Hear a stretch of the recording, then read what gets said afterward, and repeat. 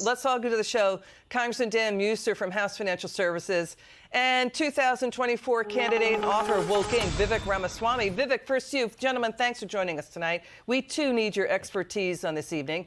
Vivek, you know, MSNBC is going hog wild politicizing this. Vivek, you wrote an op-ed saying SVB does not deserve a taxpayer bailout. Why? So SVB didn't get the bailout, but who we did bail out is a bunch of Silicon Valley tech startups. These are startups, many of which mismanaged their counterparty risk. Roku, an $8 billion some-odd public company, put a staggering $480 million plus in Silicon Valley Bank. That's mismanagement. But what are we now telling them? That's okay. You don't need to diversify. You don't need to do your diligence because you know what? We're going to retroactively change the rules so the government can come in and save you. And that creates the risk of more startups and more companies making that exact same mistake in the future. And here's the dirty little secret. Silicon Valley Bank itself lobbied for the longest time saying that it wasn't systemically important, so it was allowed to take more risk. Well, guess what? In their hour of need this weekend, them and their cronies made successfully for their sake the argument that, you know what, they were systemically important. That's what Janet Yellen said when they came to the rescue of a bunch of tech startups in Silicon Valley. So to what Vivek just said, Congressman, do you fear this is just the tip of the iceberg? Again, you can have all the legislation and regulators you want forever, but when you have an ocean of money coming out of the government into the economy, that's going to ignite seismic shifts, especially when the Fed is raising rates to stop government-induced inflation.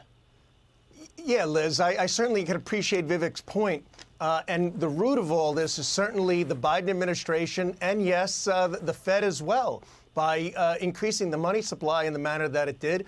And the worst part is here you have Jerome Powell and the Fed raising interest rates. And frankly, it's like hitting a redwood with a broomstick because he's fighting against the Biden administration at the same time with the continued spending and the assault on our energy, which continues to drive inflation. So there's a lot of root causes here.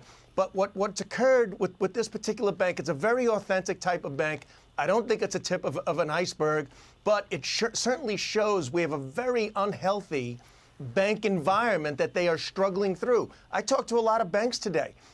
They're struggling to keep their investment portfolios above water. Most of them don't have the investment portfolios above water. When you got treasuries at 4.7 and they're trying to lend it at 3.8 or hold deposits at 3.8. So there was real mismanagement from the Biden administration. Once again, very late in reacting. Now, granted, it happened all fast, right, but there were better options. But there's gross incompetence was occurring at SVB as well. Vivek, you tweeted over the weekend that Silicon Valley, you were going after their sort of woke capitalism. There's pushback on that, saying, well, that wasn't the problem here. What do you say to those criticism that this isn't about woke capitalism? Well, I've been crystal clear. That's not the essence of the story, but there's an important element of it, and I mentioned this in my Wall Street Journal piece today, is that there's a reason why Silicon Valley Bank was doing some of the things they were doing. They made a $5 billion commitment to green causes, to sustainable finance, in their words, to make for a healthier planet when they should have been worrying about a healthier balance sheet. This was just last year. But the dirty little secret is their trick works, because what they're doing is they're virtue signaling. They're one of the good guys in the community of Silicon Valley startups around them. They're the people who deserve to be saved, the chosen ones. And you know what? The government vindicated that political hubris in the end. That's a big part of why you see this virtue signaling, this ESGism, is that in their hour of need, whether it's Goldman Sachs in the 2008 financial crisis with Hank Paulson in the hot seat, or whether it's this time Silicon Valley Bank, it's the people who actually play the game the right way that get served in the end. But the deeper problem here is the most important issue is the Federal Reserve, which has completely lost its way, and its scope of focus needs to go back to being restoring the dollar as a unit of currency. That's a core presidential plank of mine. That's it. What Vivek just said. You know, to Vivek's point, Congressman, the stock market is down double digits under Biden. Sure. We went upside down under this White House. This might be one of the worst presidencies we've ever seen. No question. Wrong people at the wrong time. The bond market is down. Yep. Despite all that government virtue signaling and spending, who's going to tell the White House to cut it out with the spending? Because let's watch Senator John Kennedy here.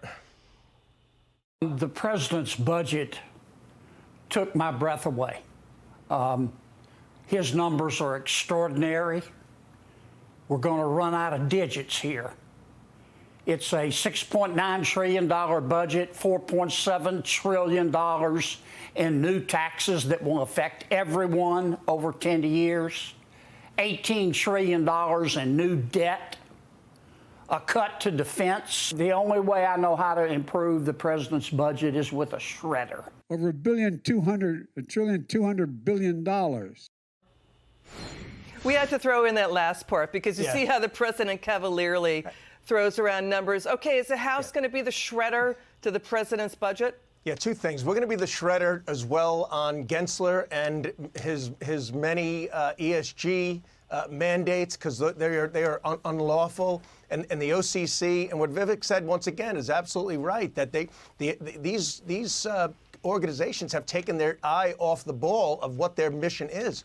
And secondly, yes, the Republican majority is going to keep the spending in a responsible way. And once again, the Democrats want no limit on the budget ceiling, and they want an irresponsible future budget. No, we're going to give them a responsible budget, not an irresponsible budget. Congressman Meuser and Vivek Ramaswamy, a pleasure having you both on. Thanks for spending time with us.